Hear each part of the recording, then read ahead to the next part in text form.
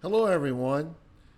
Wanted to today address some things regarding the BSTA Trail. It's been several months since I have updated you all on the status of the trail since we launched the official route back in August of 2024. It's been a lot of exciting things happening. For one, we've had a lot of people inquire about the trail and have either started hiking the trail, at least in sections, or plan on hiking the trail in the near future. And I've personally hiked much of it in the fall through the spring, which now leaves me with about 9 days left. So I'm about 2/3 of the way through hiking the trail. And I have to say that so far I really haven't been disappointed in the route that we've established. It's been a great experience.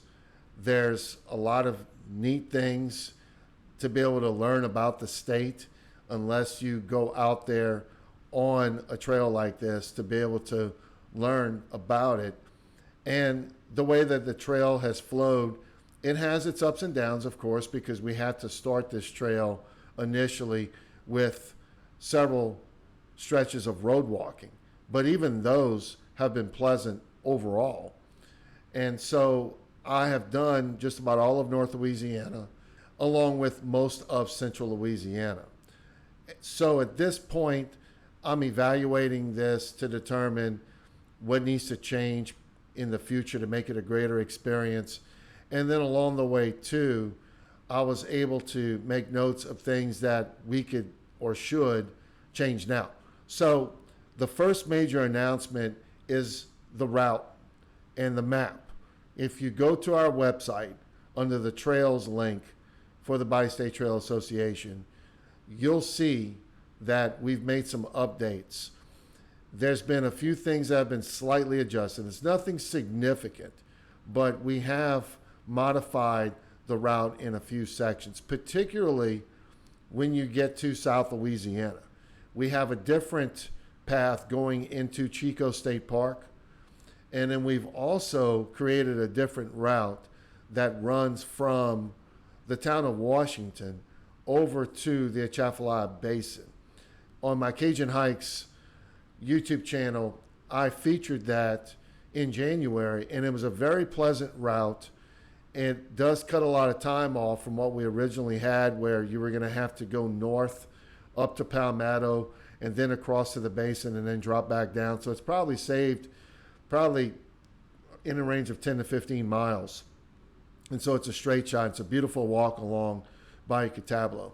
And there's a few other sections, particularly at the end, if you're going southbound. We rerouted the last 20 miles of the trail, which is basically in St. Mary Parish. Originally, we had it going along the levee.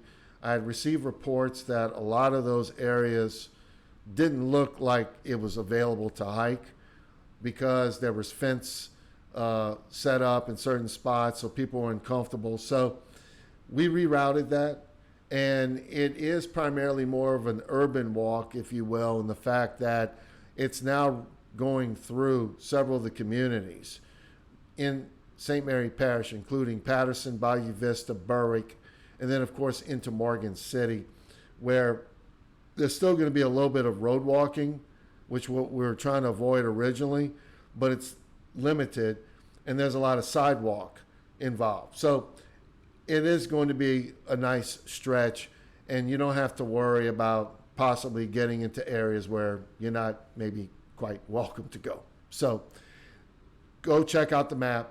You'll be able to see some of the changes that have been made. Now, there's going to be a few other things coming up, too. One thing that we discovered was when we were hiking in between Natchitoches and the Kisatchie district of Kisatchie National Forest, there is a spot that floods easily. You can actually see it from I-49. If you're going northbound on I-49 before you get to Natchitoches, and right before the Cypress exit, it's to your left. You'll see that there's basically, it looks like a frontage road. It technically is, but it immediately turns and goes out towards Kisatchie. That spot is where it connects with, or near by where it connects with Kisatchie Bayou. So we're going to be working on a potential alternate route that will get us over to Kisatchie if in the event it gets flooded, and the hikers will know to take that instead, because all you have to do is just walk a short distance and you'll see if it's flooded or not. And of course you could see it from the highway. Also in that area, we did adjust the route where we had two of them originally, heading southbound out of Natchitoches. We had the Cane River route and we had the Red River route. Temporarily, we removed the Red River route, mainly because there was about a 2-mile stretch that was going to be utilized to connect the Red River route to the Cane River route, but that became private land. So instead of trying to go through this process right now and finding out who owns the land, trying to get permission, we just took that route off for the time being, because with a reroute of the Red River route, it would add at least 10 additional miles, which would then mean that if you're going to try to get from Natchitoches to Cypress, instead of going 30 miles, you're probably looking at least 40 in one day. So for now, we're just going to focus on the Cane River route, connecting Natchitoches to Cypress as the main route in that area for the Bayou State Trail. Going back to people that have started hiking the trail in the past several months, of course, I've been publishing daily vlogs of the trail, but we've also had others get involved too. Larry Primo, who actually designed the logo that we're using now for the Bayou State Trail, has a YouTube channel called Get Outdoors. He is from Louisiana. He lives in South Louisiana, just like me. And he's already hiked the northern section of the trail.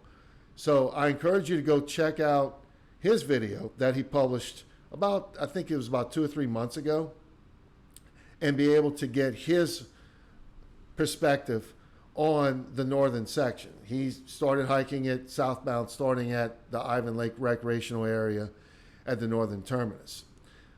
And another YouTuber that we're really excited about that just started featuring the trail is Captain Jack. Many of you probably are familiar with him. If you've been following in the past year, he's become one of the most popular figures for hikers on YouTube, because he thru-hiked the Appalachian Trail both northbound and southbound in the same year. He's from Louisiana as well. He's been back home for about a month, and he and I connected just a few weeks ago when he had announced that he was going to hike the Bayou State Trail. So I've been trying to give him everything that he needs in regards to being able to download the map for the trail and then getting updates from him. I even was able to get a friend of mine that was up there to be able to go provide him with a couple of supplies that he needed. So he's keeping me updated pretty much day to day on how the trail is going for him. And this is really huge between my channel and then, of course, Get Outdoors and Captain Jack's. It's definitely going to help us get the word out to a lot of people quickly about the Bayou State Trail. And so I believe that firmly we're going to start seeing more people wanting to get on the trail after this summer's over with. And so that should set the stage for an increased level of participation on the Bayou State Trail starting this fall. So then that leads to what's next for the Bayou State Trail. In the past year, we launched the initial route. Many of us have gotten on the trail now, at least have been able to see sections of the trail, evaluate it, take notes, look to see how we can enhance the experience, gathering information on potential places to camp out, transportation, and so forth. Well, the next logical phase now is to be able to start working on trying to get markings along the trail. particularly the areas where we know definitively we want it to be maintained in the future as part of the trail and not any sections that can be rerouted. So we're going to be talking to those involved that are on the public lands, such as Botcal Wildlife Management Area, Kisatchie National Forest, Chico State Park, and others, to be able to see what we can do to at least start blazing sections of the trail, whether it be in selected spots on the trees to possibly sections that are on roads where we can at least have some continuity and make it easier for people to be able to continue along their journey on the trail. In terms of official signage, of course, that's a different story. It's not cheap to be able to make those signs. So we're going to be looking at ways to be able to get support from the communities, possibly the state, hopefully, and then from the private sector to be able to raise money, to be able to put official signage in strategic spots along the trail. Obviously, we're doing what we can. We have the map on our website, and we've also figured out an easy way to download it to various apps. Captain Jack was able to download it for himself, and I'll in a minute explain to you how that can be done for those that want to use various apps along the trail. Nevertheless, it still doesn't replace completely the ability to be able to see in person markings as to where the trail passes. So we definitely want to address that starting the second half of this year and see what kind of progress we can begin to make. And hopefully in the next couple of years, we'll have much of this trail blazed out, at least for people to be able to utilize. Also, as we go along the way, we're looking at, from a day-to-day experience for the average hiker, what are some amenities that we're lacking that would be essential to help those that are through hiking or at least section hiking the trail. The first one's going to be trail angels. We know how great that is for those that are heavily involved in the hiking community, that watch several channels that focus on popular trails across the U.S., such as the Appalachian Trail, Pacific Crest Trail, and such. And it takes a while to develop that kind of system. But we all know Louisiana is one of the most hospitable states in the country.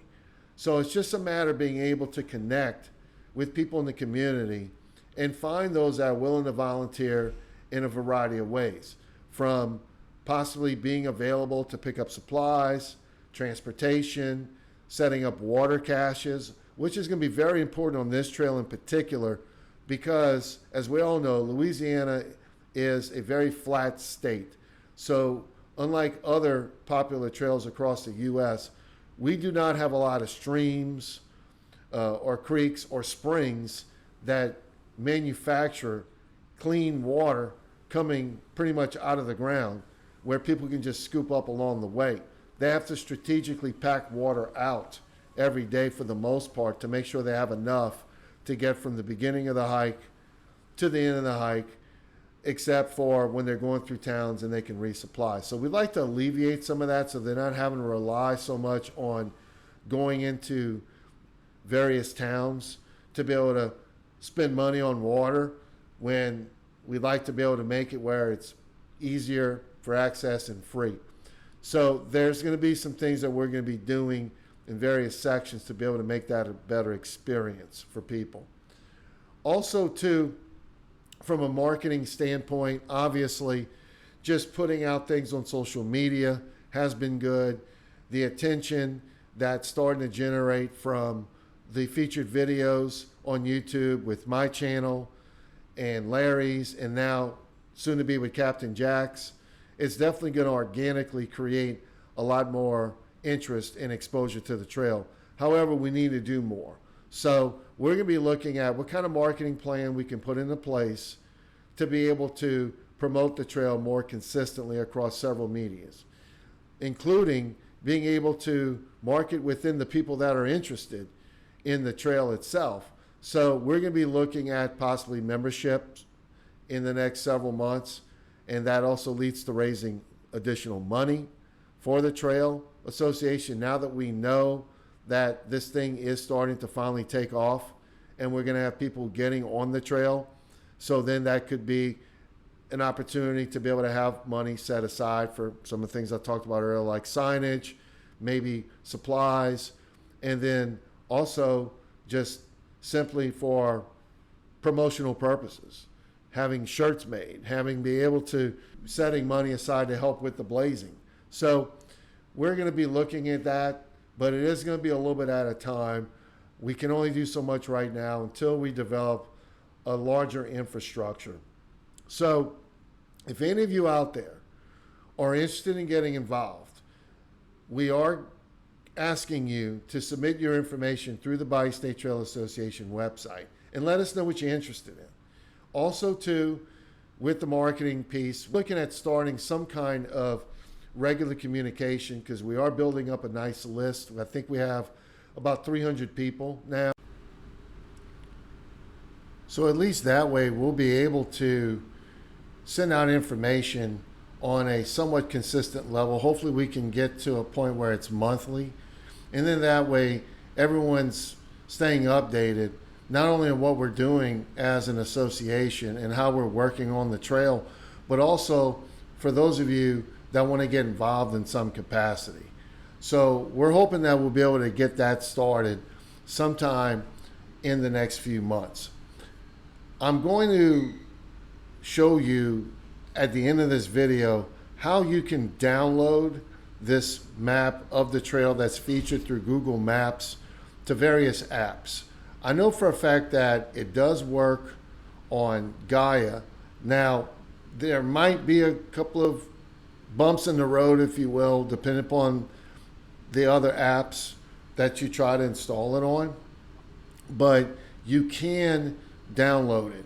And I'm going to show you in a little while how that works and where to go to the map to be able to just physically be able to download it yourself. So in the meantime, be on the lookout for additional posts on our social media platforms, which are Facebook, Instagram, LinkedIn, and also on YouTube for any updates. I'm going to be putting a lot of things out for the next few months, showing some additional footage on the trail that I've personally have gathered, and also putting in web links to featured videos that have been completed over the last several months from people such as myself, Bayou from Get Outdoors, and also Captain Jack. So feel free to go check it out. It's great to be able to get different perspectives on the trail, and of course any other updates that may come along. So thanks for watching, and I'll talk to you soon. When you go to our website, which is BioStateTrail.com, you'll see this is the home page, and if you select the trails option, it brings you to the page talking about the Bayou State Trail. Right here is the link to the Bayou State Trail map. So when you click on it, you'll be able to see the map, and all you have to do is select these three dots. And when you open it up, it gives you the option to download to KML. So that's one of the main files that could be used on some of these other apps. And so if you download it from there, and I'll just start the process, and you'll see that you're basically wanting to keep the data up to date with the network link, only usable online, also export as KML instead of a KMZ. So check whatever the settings are on the app that you're using to determine what's the best way to download this map. And that's it.